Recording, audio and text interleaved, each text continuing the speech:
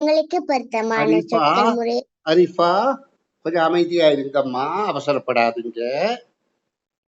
அதாவது இது தரமைந்து புலமை பரிசில் பரீட்சை 2025க்கு ஆயத்தமாகின்ற மாணவர்கள்ல அரிஃபா எனும் மாணவி இந்த 4வது வினாவுக்கான விடை விளக்கம் வழங்க மிகுந்த ஆர்வமாக இருக்கின்றார். ஏனென்றா நான் கேள்வியை கேட்கும் முதலே அவ விடைகளை சொல்வதிலே மிகுந்த ஆர்வமாக இருக்கின்றார். அப்ப ஆர்வமாக இருக்கிறபடியே பிள்ளைக்கு சரியான பொருத்தமான விடையே கண்டுகொள்கிற ஆற்றல் இருக்கும் என்பதை எதிர்பார்த்தேன். ஏனென்றால் இப்பொழுது நான் ஒரு சிறிய விடுமுறை காலத்தை கழித்துத்தான் வகுப்பை ஆரம்பித்திருக்கிறேன்.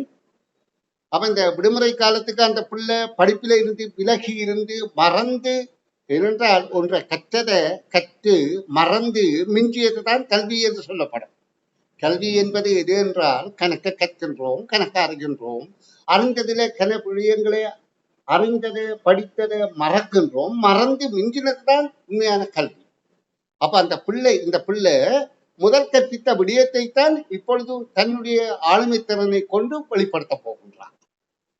சரி, நல்ல மம்மா அரிஃபா, நீங்க கேள்வியை வாசித்து விடை காணுகின்ற விளக்கம் தான் எனக்கு மிக முக்கியம். விடை இதுதான் சரி என்று சொன்னால் அதை நான் ஏற்றுக்கொள்ள மாட்டேன். ஏனென்றால் உங்கள்கிட்ட நீங்க சின்ன பிள்ளைகள், இன்றைக்கு 9 வயது தாண்டி 10வது வயதுல நடந்து கொண்டிருக்க போகுது. அப்ப 10 வயது பிள்ளைக்கு ஒரு வெளிப்படுத்த ஆற்றில உண்டு பண்ண வேண்டியதான் என்னுடைய ஆசான்ற கடமையாக இருக்கின்றது. சரி, இப்ப இந்த கேள்விக்கு விடையளிங்க பார்ப்போம். பின்வரும் கவிதையில் உள்ள இடங்களுக்கு பொருத்தமான சொற்கள் முறையை இடம்பெறும். விடையை தெரிவு செய்ய. தங்கமான சிறகுகள் பிரகாசிக்கின்றது. கவிதை தந்திக்கிறதுல இப்போ 1வது விடைய பார்த்தோம்னா, தங்கமான சிறகுகள் பிரகாசிக்கின்றது, வானத்தில் அங்கும் இங்கும் அசைகின்றது, மலர்களை மூடி நீரை குடிக்கின்றது, தேனி என்று சொல்லுகின்றது. இதுல தேனி தண்ணி குடிக்காது, அதனால 1வது விட பிழை. 2வது விடைய பார்த்தா, தங்கமான சிறகுகள் பிரகாசிக்கின்றது, காட்டினிலே மகரந்தம் அங்கும் இங்கும் அசைகின்றது, மலர்களை மூடி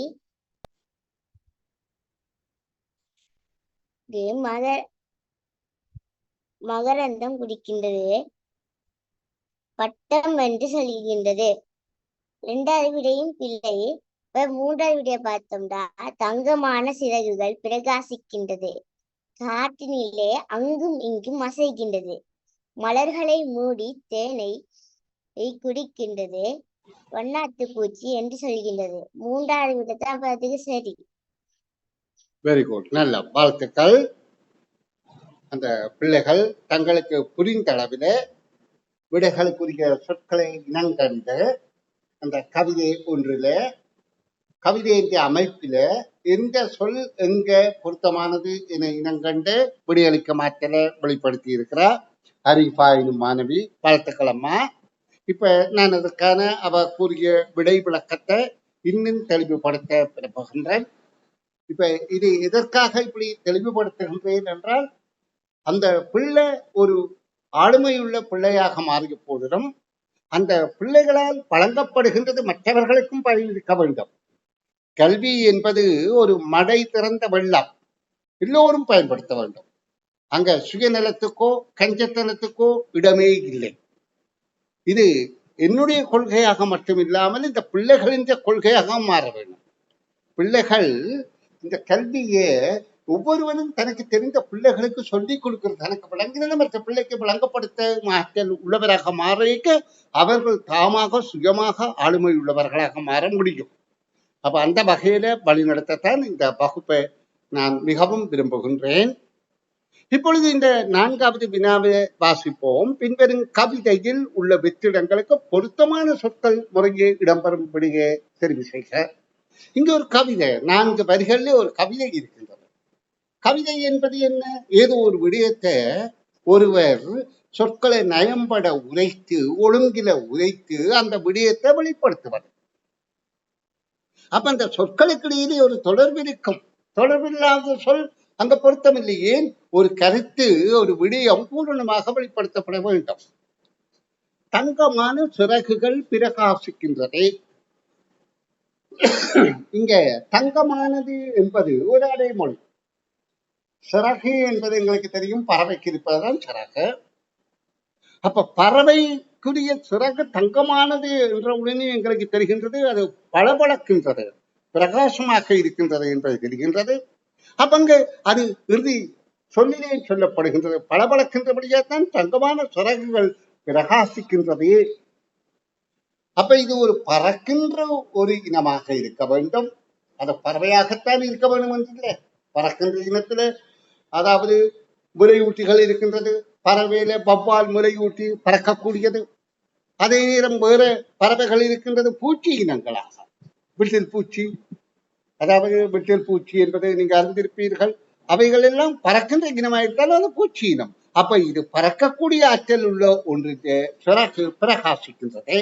அப்ப முதல் வாக்கியத்தை கொண்டு நாங்கள் அதை புரிந்து கொண்டோம். அங்கும் இங்கும் அசைகின்றது.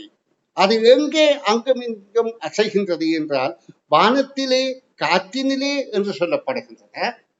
இரண்டு பொருத்தமானது. வானத்திலே என்றால் ஆகாயத்துக்கு மேலே அல்ல, ஒரு அளவில பறவைகள் பறக்கின்ற உயரம். இப்ப நாங்க இந்த பருந்து என்ற பறவையை பார்ப்போம், அது மிக உயரமாக பறக்கக்கூடியது. எல்லா பறவையும் அப்படி உயரத்துல பறப்பதே அல்ல. அநேகமான பறவைகள் கீழே தான் பறக்கும். ஆனால் இந்த அங்கமிங்கும் அசைகின்றது என்பது வானத்திலேயாயும் இருக்கலாம், காற்றினிலேயாயும் இருக்கலாம். மூன்று விடைகளும் பொருத்தமாக இருக்கின்றது முதல் இடத்துக்கு. ஏனென்றால் தங்கமான சிறகுகள் பிரகாசிக்கின்றது. அந்த பிரகாசிக்கின்ற சிறகுகளை வைத்துக் கொண்டு அந்த பறவை இனம் அங்குமிங்கும் அசைகின்றது. அதுவும் பொருத்தம். அது வானத்திலேயாகவும் இருக்கலாம், காற்றிலேயாகவும் இருக்கலாம். மலர்களை மூடி குடிக்கின்றதே. அப்ப மலர்களை மூடி குடிக்கின்றது என்றால் மலருக்குள்ள போய் ஏதோ ஒன்றை குடிக்கின்றது என்று சொன்னால் எங்களுக்கு தெரியும், மலர்களுக்குள்ளுக்குள் தான் தேன் இருக்கின்றது. அப்ப தேனைத்தான் குடிக்கின்றது. அப்ப நீரை என்பதோ மகரந்தம் என்பதோ பொருந்தாது. மகரந்தம் என்பது அதற்கு ஒரு இனப்பெருக்க உறுப்பு.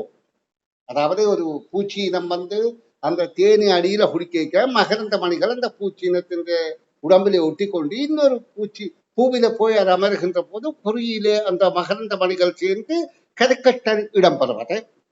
அப்ப அதுல மகரந்தம் என்ற சொல் பொருந்தாது, நீர் என்பதும் பொருந்தாது. பூவில தேனுக்கு இந்த நீர் குடிக்க வேண்டிய அவசியம் இல்லை, அதுக்குள்ள தேன் இருக்கின்றது. அப்ப மூன்றாவது இப்ப பொருத்தமாக இருக்கின்றது. காற்றினிலே தேனை, மலர்களை மூடி தேனை குடிக்கின்றது. அது பிறகு சொல்லுகின்றது வண்ணத்து பூச்சி என்று சொல்கின்றது. தன்னை யார் என்று கேட்பதற்கு சொல்லுகின்றது, நான் வண்ணத்து பூச்சி. அப்ப வண்ணாத்தி பூச்சியின் வாழ்க்கை வட்டம் உங்களுக்கு தெரியும். வண்ணாத்தி பூச்சி முதல்ல ஒரு பருவத்திலே மனிதரால் வெறுக்கின்ற மைக்கொட்டியாகவும், இன்னொரு பருவத்திலே வண்ணாத்தி பூச்சியாகவும் இருக்கின்றது.